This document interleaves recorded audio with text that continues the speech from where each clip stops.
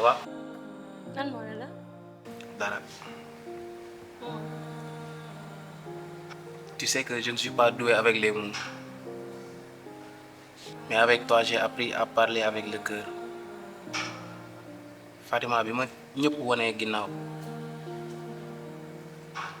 yow kese laa gis taxaw nga ma fu ne ci sama àdduna dund nañ bànneex dund nañ mettit guddil nga ma bëccëgal nga ma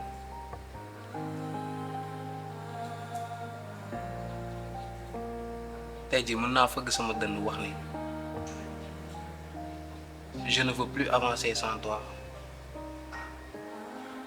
je ne peux pas sax nag avancer sans toi yaa ma xamal luy mbëggeel si yow laa xamee ni l'amour ce n'est pas seulement dire je t'aime mais c'est savoir rester même quand c'est difficile.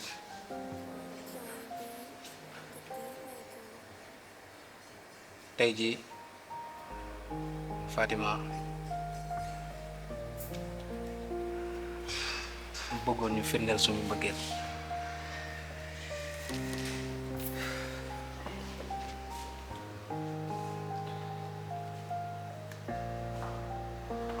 bëggoon naa la jëndal bague diamant mais lii rek laa am Fatima veux-tu m'épouser?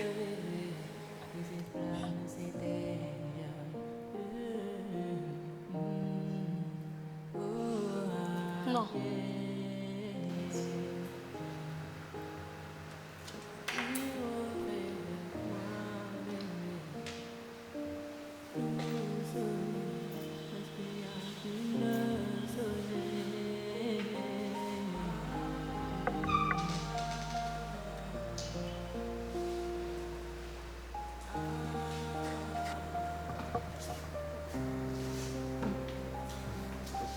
Tu sais, papy, aujourd'hui, je veux pas être celle qu'on choisit. Je veux être celle qui choisit. Tu as toujours été là pour moi. Tu as su me faire aimer avec le cœur et non pas avec la tête. Tu as su me changer. Tu n'es pas seulement un amour pour moi. Tu es comme mon père. Donc, aujourd'hui, je veux briser les règles. Alors, papy, est-ce que tu veux m'épouser?